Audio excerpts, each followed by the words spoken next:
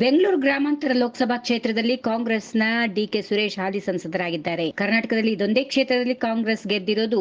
Budget ಅಧಿವೇಶನದ ನಂತರ ಪ್ರತ್ಯೇಕ ದಕ್ಷಿಣ ಭಾರತದ ಕೂಗೆಬ್ಬಿಸಿದ್ದ ಡಿಕೆ ಸುರೇಶ್ ಈಗ ದೇಶದಾದ್ಯಂತ ಸುದ್ದಿಯಾಗ್ತಾ ಇದ್ದಾರೆ. ಈ ನಡುವೆ ಬೆಂಗಳೂರು ಗ್ರಾಮಾಂತರ ಲೋಕಸಭಾ ಕ್ಷೇತ್ರದಲ್ಲಿ ಡಿಕೆ ಸುರೇಶ್ ಅವರನ್ನ ಸೋಲಿಸುವುದಕ್ಕೆ ಬಿಜೆಪಿ ಹಾಗೂ ಜೆಡಿಎಸ್ ಪಕ್ಷಗಳು ಮೆಗಾ ಪ್ಲಾನ್ ಮಾಡಿಕೊಂಡಿವೆ. ಮಲ್ಲಿಕಾರ್ಜುನ್ ಖರ್ಗೆ ಮಾದರಿಯಲ್ಲಿಯೇ ಸಂಸದ ಡಿಕೆ ಸುರೇಶ್ ಅವರನ್ನ ಸೋಲಿಸಲು ಬಿಜೆಪಿ ಪ್ಲಾನ್ ಮಾಡಿಕೊಂಡಿದೆ. ಕೆಪಿಸಿಸಿ ಅಧ್ಯಕ್ಷ ಡಿಸಿಎಂ ಸಹೋದರರಾಗಿರುವ ಡಿಕೆ ಸುರೇಶ್ ಟಾರ್ಗೆಟ್ ಮಾಡಿಕೊಂಡಿರುವ ಬಿಜೆಪಿ ವರಿಷ್ಠರು ಬೆಂಗಳೂರು ಗ್ರಾಮಾಂತರದಲ್ಲಿ ಕಮಲ ಬಾವುಟ ಹಾರಿಸಲು ತಂತ್ರಗಾರಿಕೆ ರಚಿಸಿದ್ದಾರಂತೆ. ಕಳೆದ ಬಾರಿ ಲೋಕಸಭಾ ಚುನಾವಣೆಯಲ್ಲಿ ಉಮೇಶ್ ಜಾಧವ್ ಅವರನ್ನ ಖರ್ಗೆ ವಿರುದ್ಧ ನಿಲ್ಲಿಸಿ ಬಿಜೆಪಿ ಗೆದ್ದಿತ್ತು. ಇದೀಗ ಅದೇ ರೀತಿ ಹೊಸ ಅಭ್ಯರ್ಥಿಯನ್ನ ಡಿಕೆ ಸುರೇಶ್ ವಿರುದ್ಧ ತರಲು ಬಿಜೆಪಿ ಪ್ಲಾನ್ ಮಾಡಿಕೊಂಡಿದೆ ಎನ್ನಲಾಗಿದೆ. ಈ ಕ್ಷೇತ್ರದಲ್ಲಿ ಡಿಕೆ ಸುರೇಶ್ಗೆ ಒಂದು ಬಲವಾದ ಸ್ಪರ್ಧೆಯನ್ನ ಕಣಕ್ಕಿಳಿಸುವ ಯೋಚನೆ ಬಿಜೆಪಿ ವರಿಷ್ಠರದು. ಈ ಕ್ಷೇತ್ರದಲ್ಲಿ ಯಾವ ಜಾತಿಗೆ ಟಿಕೆಟ್ ನೀಡಿದರೆ ಗೆಲ್ಲುವ ಸಾಧ್ಯತೆ ಹೆಚ್ಚು ಎಂಬ ಲೆಕ್ಕಾಚಾರದಲ್ಲಿ ಬಿಜೆಪಿ ತೊಡಗಿದೆ. ಯುವ ನಾಯಕರನ್ನ ಕಣಕ್ಕೆ ಇಳಿಸುವ ಮೂಲಕ ಯುವ ಮತದಾರರನ್ನ ಸೆಳೆಯುವ ಯೋಚನೆ ಬಿಜೆಪಿ ವರಿಷ್ಠರದು. ಪ್ರಧಾನಿ ನರೇಂದ್ರ ಮೋದಿ, ಗೃಹ ಸಚಿವ ಅಮಿತ್ ಶಾ ಮುಂತಾದ ರಾಷ್ಟ್ರೀಯ ನಾಯಕರನ್ನ ಪ್ರಚಾರಕ್ಕೆ ಕರೆತಂದು ಡಿಕೆ ಸುರೇಶ್ ವಿರುದ್ಧ ಒತ್ತಡ ಹೇರಲು ಬಿಜೆಪಿ ಯೋಚಿಸಿದೆ.